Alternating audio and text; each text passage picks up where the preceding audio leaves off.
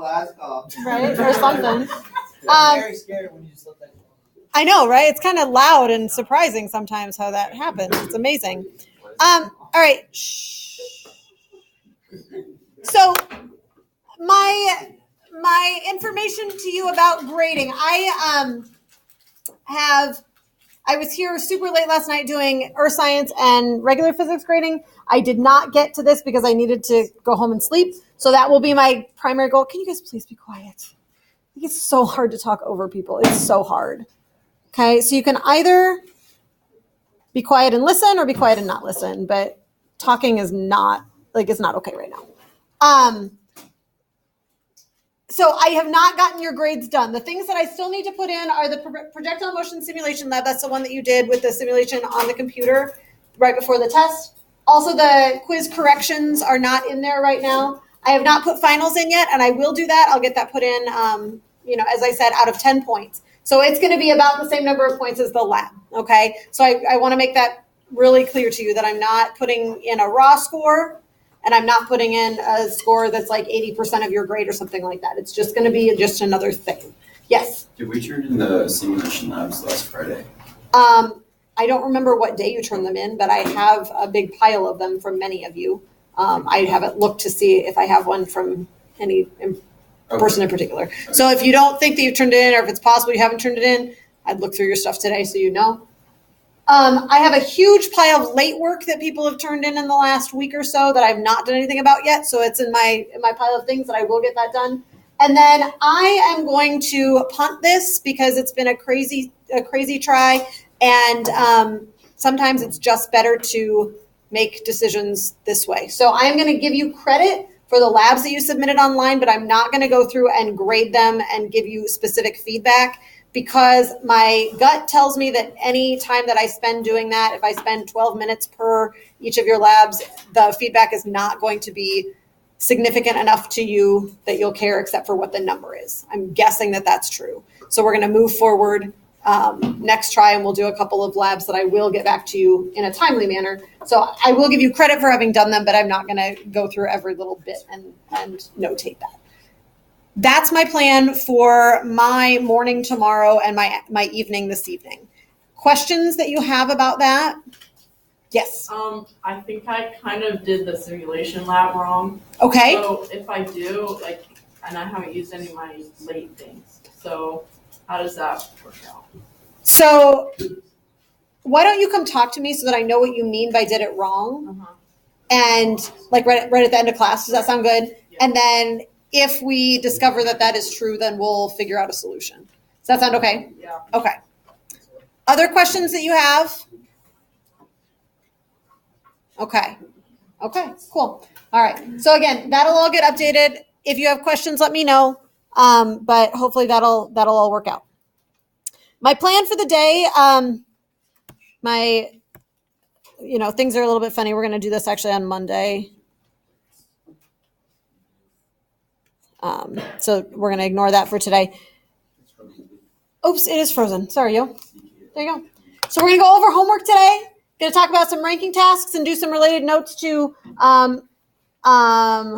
Impulse-Pmomentum Theorem. Make sure we feel good about that. And then I've got one problem, like kind of a chewy problem for us to work on if we have time. And then you got homework for Monday. And then on Monday also, and I'll talk about this at the end of class, we are going to do a little 15-minute lab quiz graph interpretation thing on Monday as well, okay? No way to kick off a trimester besides having a little quiz, right? It's like a beautiful thing. I was going to give it to you today, so, better to do it on Monday than today, because then I'll give you some background on it today, so it'll make it better. So I'm going to jump in with homework questions if you have them, and if not, then we'll move on to other things. So for today, remember I had adjusted the homework to take off the graphing ones, because we'll do those today and make sure we understand that. Question 4, problems 1, 3, or 9. Anything in there that you had issues with that you wanted to clarify? Any help that you have?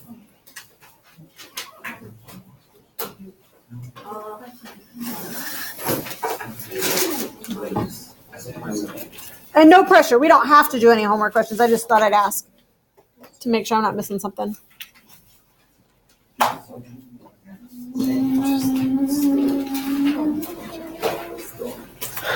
I would very much appreciate it if you would put your phones away.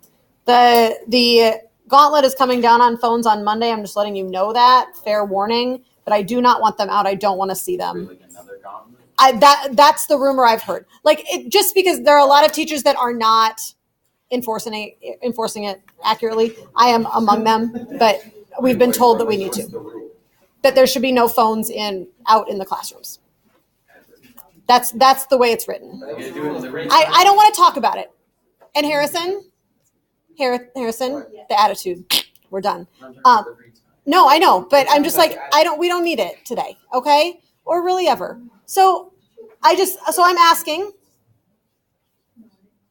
for a little conversation, a little respect. I get that it's the Friday, I get it, but we got to keep cruising. I'm going to ask one more time. Questions on homework? Yeah. Problem 9, let's look.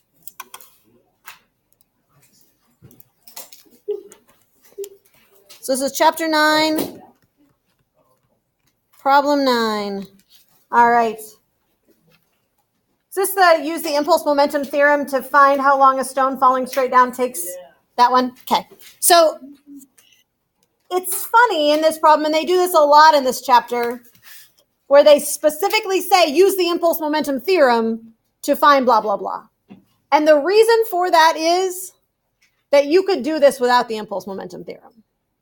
You could do this using Newton's first and second law. We have been for a long time. But let's play along with them, just, since we're here. So the impulse-momentum theorem says that the change in momentum of a system or an object is equal to the force applied over a time. This is F times T, by the way, is impulse. And I honestly have not looked in this book. Do they use J for impulse, or do they just call it impulse? Do you know? Yeah, I think that, yeah. So it's kind of, no, they do actually call it J. If you want to call it J, you can. I don't usually use J because it just seems like one more thing to have to remember. But if it makes sense, it makes you happy to use J, that's cool. Otherwise, I'm just going to write F times T. So that's impulse. And this is the change in momentum. That's this guy over here. Just kind of getting our brains back into this. Change in momentum. Okay, so we've got that. And so now we're going to use that. We're going to use that theorem to find how long, so we're solving for time, it takes a stone falling straight down to increase its speed from 5.5, so that's the initial speed, to the final speed of 10.4. And that's what we know. How are we going to do that? No. I did it 2 different ways and got the same answer. Okay. Do you want to share one of those ways with us? Did you use the impulse-momentum theorem? Yeah. Okay. Well, yeah. Well, so I did. All right. First, nope. We'll do second. I did. I subtracted VI from VF. So you got your delta V. Yeah. Okay. And that's equal to 4.9. Yep. Per second.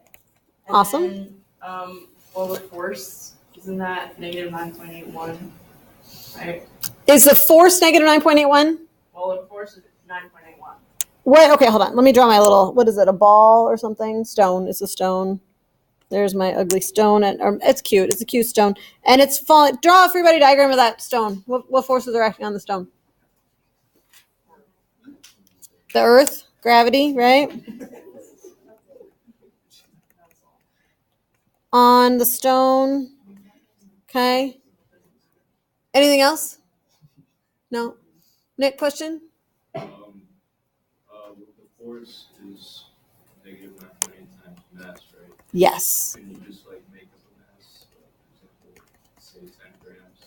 Okay. And then for M on the left side, say 10, and then for the force, say negative 98. Okay. Well, okay, that is what I had, but doesn't the mass not matter in free fall? Right. So I was going to say you can make a mass up if you want, or you can just leave it as M. Right. So you've got M times that 4.9. is equal to the force, you're telling me is the mass times the acceleration due to gravity times time. So if you got an m on both sides, does that make sense? So you could pick 10 or you could pick 5,000 or you could just leave it as m because you're going to cancel out the m's. It does not matter what you do there. Right? So you got your m's to cancel. And so then you've got 4.9 over g is equal to t. Yeah. Thank you. Does that work for you? Yep. What did you get for a time, Courtney? 0.5 seconds. 0.5 seconds. So the whole use the Impulse-Pmomentum theorem is all well and good. Just a little like side note. If you have these three things and you know the acceleration due to gravity is negative 9.8, then you could have just done VF is equal to VI plus AT, right? Which, oh, by the way, is the exact same thing that you did here. I just want to point that out to you because this is the change in velocity divided by, it's the same thing. It's just repackaging, right? Same great product, new look. That's all we're doing. Yeah. Other questions that you got for me? Or does that get you where you need to go? You look like you have another question. Yeah, but I don't want to say it because it's going to be stupid. It's not stupid, I am sure. Okay. No, So how come in like some formulas, well, because can't these measure the same thing? So why don't you have to know the mass in that formula, but you do have to in this new one? Well, And this one, is that what you're saying? yeah. So the only reason that you did not need the mass in this formula was because the only force that was acting was the force of gravity, the force of the earth pulling it down. And the force of the earth is dependent on the mass.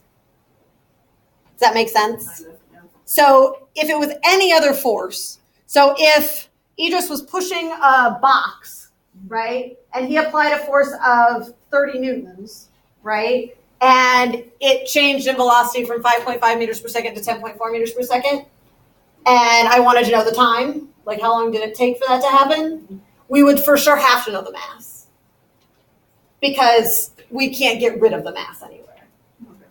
So that the only reason that it works in this case is because the force is only the force is dependent on mass. Okay. That was not a stupid question. It was a good question. Yeah. Yeah, science. Speaking of questions, are there other questions that you have? The enthusiasm is fantastic. No. We good? All right, let's keep going. More physics, more fun. All right, here's a little ranking task for your brains here. I'm gonna get you some whiteboards in a second. I don't know if I've explicitly used this. Many of you have seen our friend Sigma. For those of you that haven't encountered Sigma yet, gentlemen.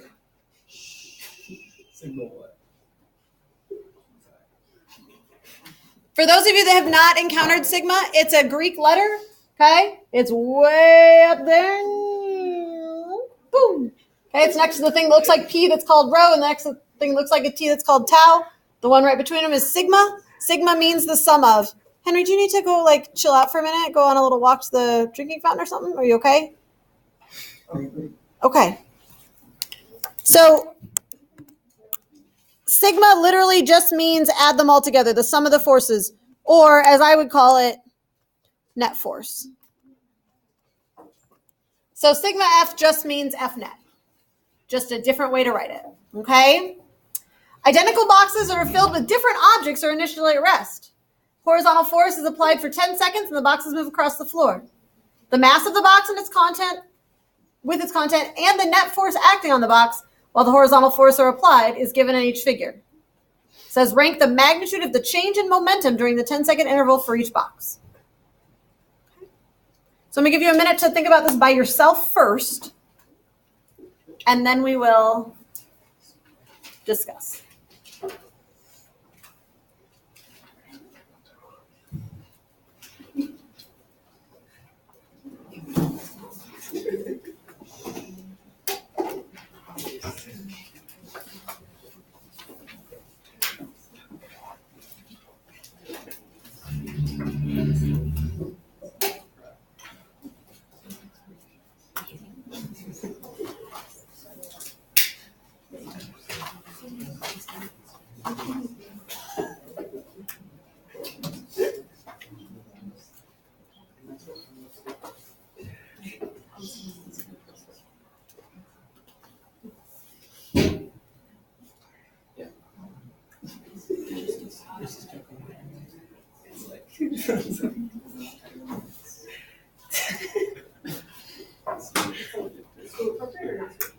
It's not good.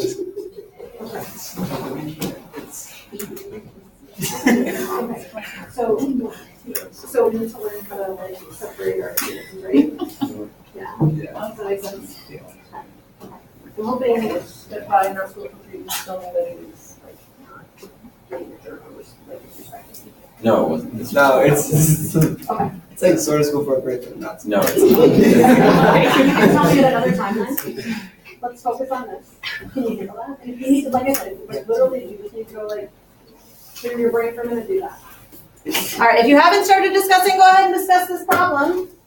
I'm gonna bring some boards around to you all. What do we do?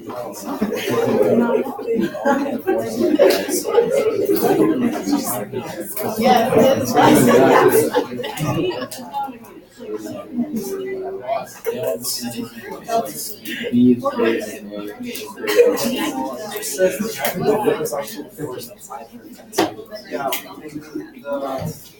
speed, which is going to be the same station acceleration speed, which would be not the agency. No.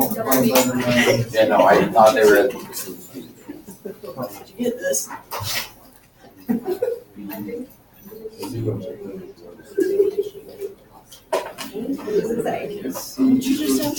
Yeah. Yeah. Yeah. No, that's right. Yes. No, you were just doing straight. That would have worked.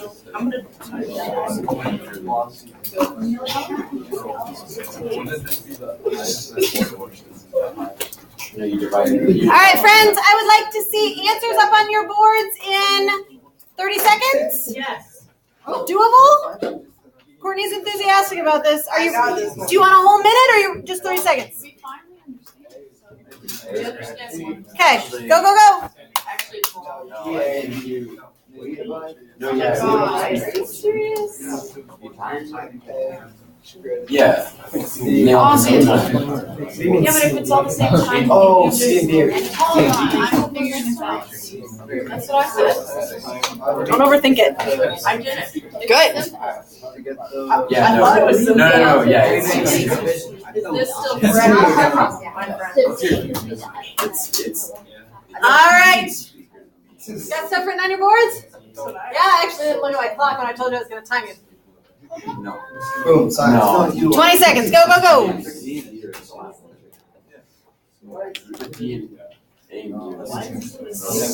So you. Have this back there. No, you got. Wait, you guys keep looking at me, but not saying it. That's what they do. They're just thinking in your brain. They're trying to figure it out. Wait, so they don't. All right, let me see some boards. Show me your boards. D A B C D A B C D A C D. Hey. All right. So let's talk it out. It asks. It asks for the change in momentum, right? Change in momentum. Why are you not writing? There we go. How do you find the change in momentum, friends?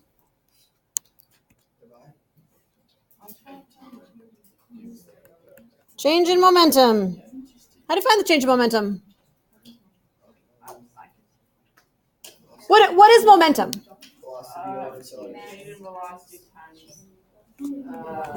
Momentum? Write this down.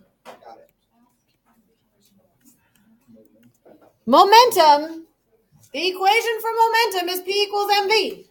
Yeah, I think we wrote that down yesterday. Maybe not. If we didn't, we're writing it down now. Momentum is mv. It's just a funny product. It's a quantity that doesn't mean a whole lot in the outside world. It's just a funny quantity that interesting stuff happens with, which is why we do it. Okay? So momentum, P equals mv. So they want to know the change in momentum. So in this case, If momentum is changing, that means that either the mass or the velocity is changing, right? In this case, is the mass changing of these blocks as they go? No. Generally, and this is something I do want to point out to you and I want you to pay attention to. Generally, in high school physics classes, when they talk about change in momentum, really they mean the mass times the change in velocity. Can you think of a time, though, when you might have a system where the mass also changes? Think of a time when that might be true. There's one pretty strong one that I can think of that I'm hoping maybe Elizabeth is thinking of, but maybe not. When? Like a meteorite, like. For sure, that's not the one I was thinking of, but that's a good one. I love it. Yeah. A meteorite. When a meteorite is coming through the atmosphere, for sure, right? Its mass is like its matter is burning up as it goes through the atmosphere. That's an awesome example. I love that. Absolutely. So it's coming down. It's got a velocity. It's changing in velocity because it feels a force, right? Air resistance for sure. Absolutely.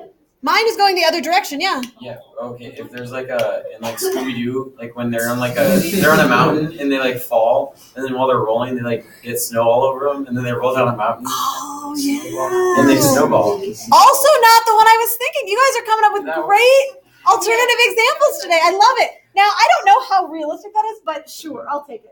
Yeah. He's like, yeah, it is. You roll. Yeah, I get it. I totally agree. For sure. I mean, and you don't have to read my mind. You don't have to do that one even. I was thinking about the opposite of what Aiden was suggesting. Instead of a meteorite coming down, the big one that always pops into my head is if you have a rocket that's being launched up. As the rocket is being launched up, right, so it's got fuel that is burning, and the mass of the fuel goes down, right, as it burns it. So all that exhaust goes out, and the mass of the actual rocket system decreases as it goes up in the air. It's all the same, like all of those are the same examples. I love those. Those are great. But so the thing that I'm going to tell you is that most of the problems that you will do in this class are going to be situations where the velocity is changing. But I totally wouldn't put it past the AP Physics 1 test writers to throw something like this at you, right? To say, there's a change in momentum. And for it to actually be the mass that's changing, or the mass is one of the things that's changing.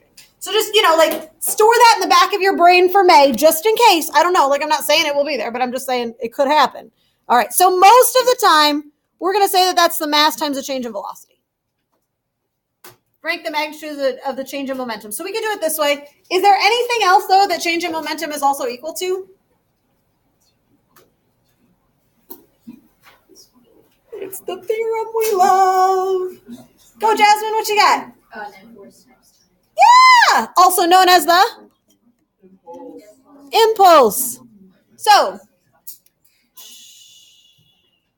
this is one of those convenient times where you can either, you could do the math, right? You could do the math to figure out, if you didn't know this, and I just told you to find the change in momentum, that you know the mass, and you could find the change in velocity because you've got a force, so you can find the acceleration, so you can find the change in velocity. That's a lot to do. You're shaking your head no. If your life depended on it, I think you could do it. I believe in you. I do. I believe in you. Or you can be clever and say, or it's force times time. And how do the times compare, guys? Oh my gosh! So really, you're just ranking the whats?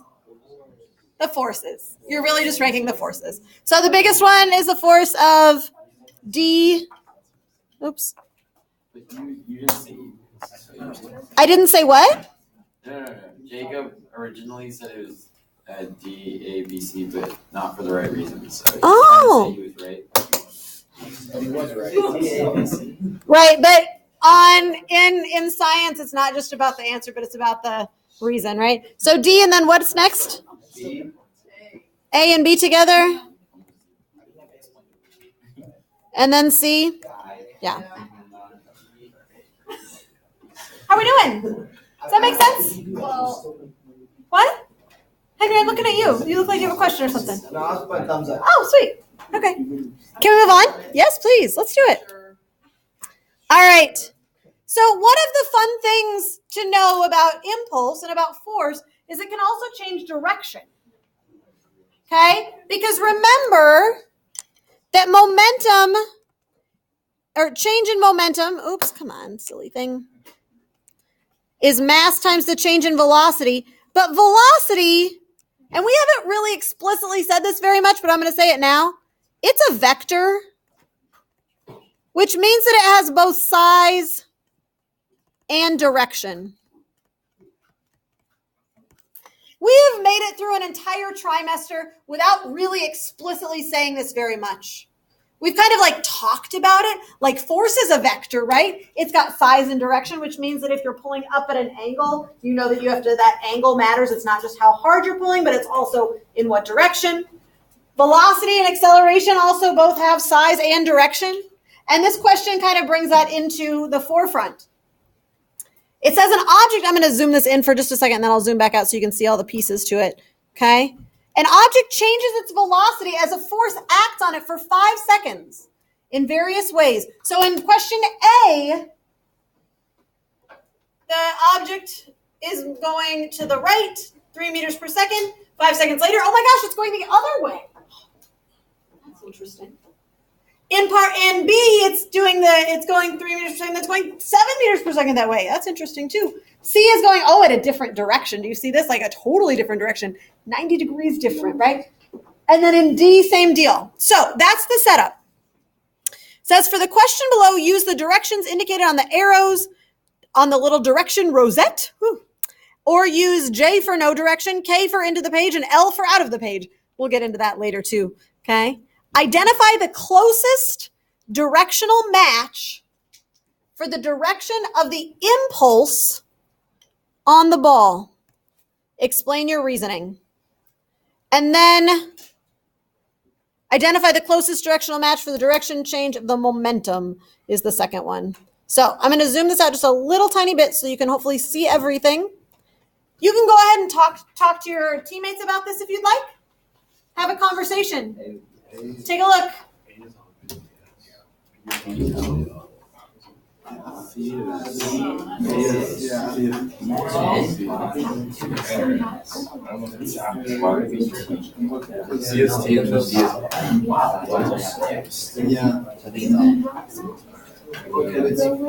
And then D is Think about it. So, okay, Harrison. Because it has the pencil on the horizontal.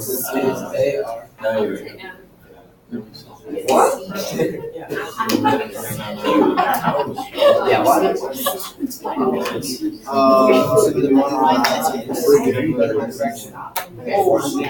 You're really cool.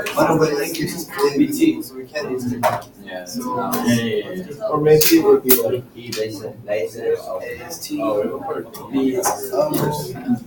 for the direction of which is They're all getting knocked out. It's me. So Grace can be gone. All right. If you have not yet put an answer on your board, split your board into 4 and answer just part A is fine. Answer part A on your board.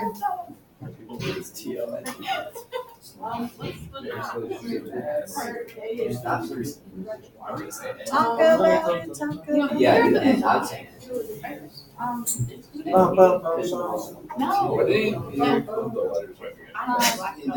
Is that you? Yeah. Thank you for that. I appreciate it. Some like good 70s music karaoke going on in AP Physics class today. It's great.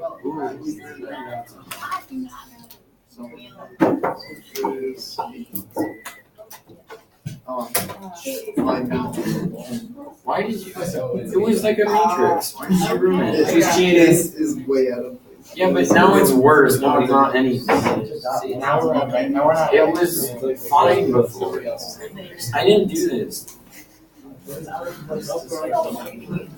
There was 9 dots, and then there was like the 9 one out of place. But then you drew like the 6 dots. Like 9. All right. Let me see your board. Are you ready or not quite yet? You did 5 seconds. 5, 4, 3, 2, It's the final countdown. I feel like we need some AP curious today. It's all S. For all of them or just for the first one? You got some confidence on that first one. Sugar. It's going up for it. Oh, wow. Again. Okay.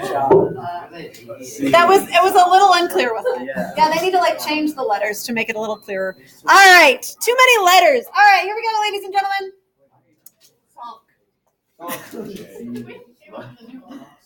Part A. So identify the closest directional match for A. Which way is and it says the direction of the impulse. Now hold on, before I go any further, impulse is what times what? Force times time.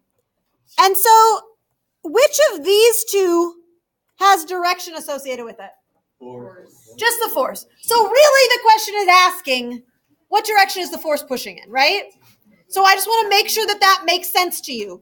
What direction is the force pushing in? So here we go. If we've got an object that's going this way, and then 5 seconds later it's going to the left, where does the force have to be going? To the left. It's got to go to the left, right? That's got to be S. Darn it. That's a really funny S. Wow. Yeah, that is right. I know. They did some update, and so the eraser doesn't work the same way as it used to. It's really annoying. Anyway, all right, part B. What happens in B?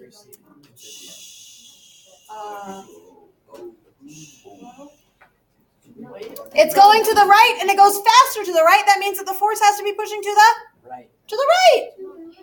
I feel like we could do some little dance moves from this too. All right. Now, those two might be a little bit more straightforward. How about C? I want you to imagine. Friends, I need you to be quiet just for a couple more minutes because we got one more of these that we have to get done today. Because if we don't do it, you're going to be sad when you try and do homework and when you try and do your quiz tomorrow or on Tuesday or Monday or whatever that is. Next time I see you. So here we go. C. An object is going this way. Which way are you going to pull on it to make it go this way? I thought it meant going up. Well, it does, but I'm just I'm trying to think about it without gravity because gravity gets me confused. So if I've got a ball that's rolling that way and I want it to go this way, which way do I pull on it?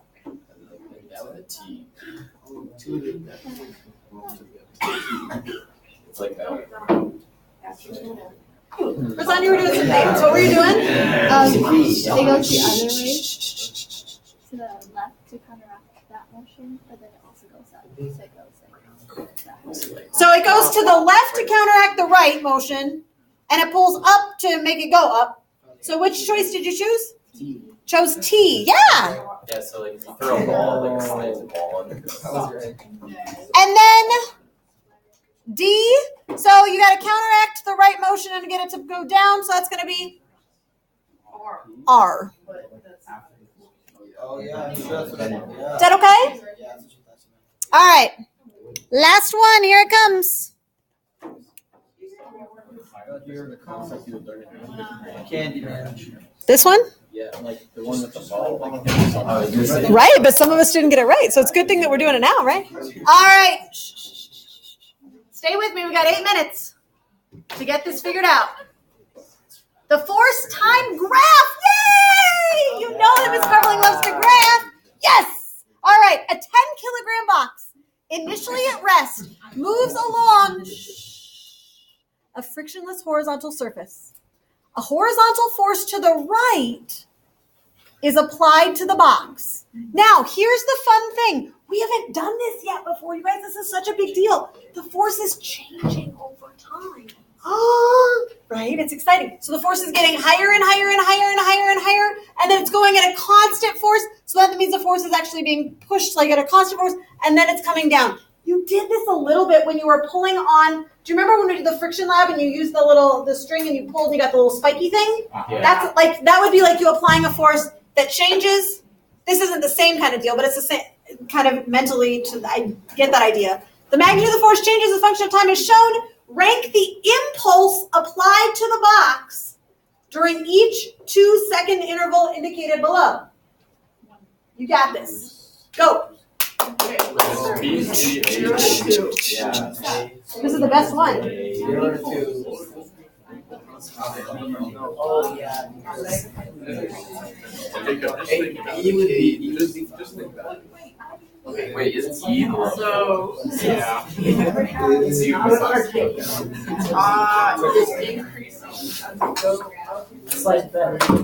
Yeah. Rank the impulse. Hey, what is impulse? Oh. Now, here's the fun fact. It really is F times T if F is constant, right? So it's kind of an instantaneous thing. So my calculus friends are saying, oh, that's interesting, right? Oh, that's interesting. I'm just going to throw that out there. Keep talking. I'm not going to tell you the answers. That wouldn't be any fun. Yeah. That's better than Oh, yeah. Oh, I see. There's no G. No. B is bigger than C over here too. I don't know. No, gamma is actually the Greek C. It's the third letter. No. Oh, Gamma is the third letter. Is it going to be No, stop. right? And then, Yeah. What's the Hey, you gotta make it. Wait, Miss Carlin, This car is C equal to gamma, or is it like or is gamma equal to C? What are you asking? the Greek alphabet? Yeah. Gamma, C. Alpha, beta, gamma, delta. Yeah. Yeah. I mean, like, but I don't know if I would say equal to. But like, They're different. It's in the same place in the alphabet. But like, it's like the Greek C. I guess. Okay, good enough. I guess. We have to make sure. oh shoot, I did.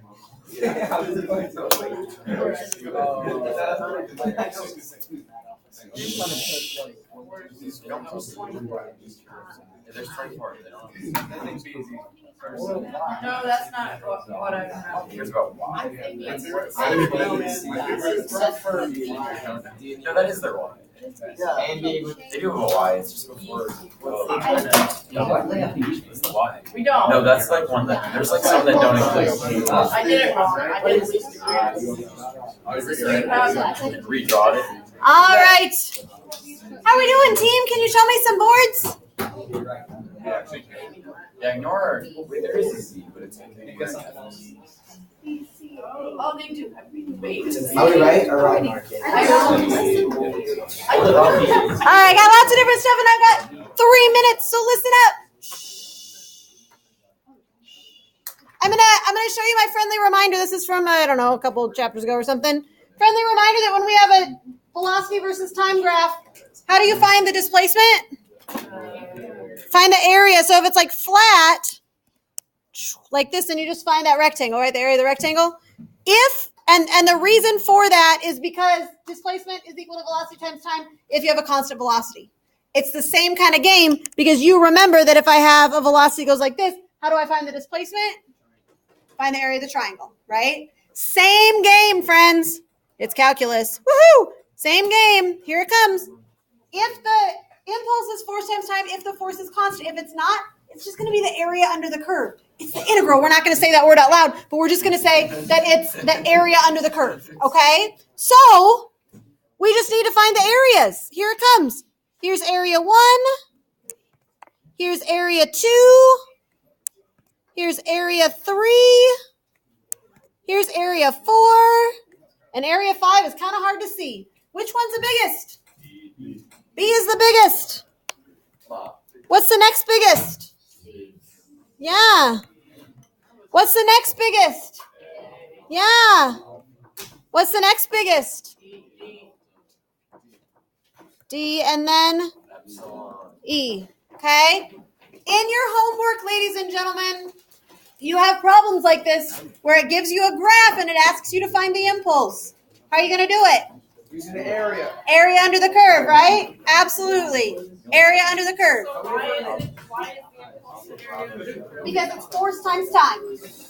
force times time. Yeah. Yeah or no? Kinda, yeah. In the same way that that displacement is velocity times time, and it's the area. Yeah. There's Greek outline. Greek things. Guys, can you please be quiet? The bell hasn't rung, and I have a couple questions, so I want to make sure that those people can hear. If you're done, just sit quietly. Okay? Go. Okay.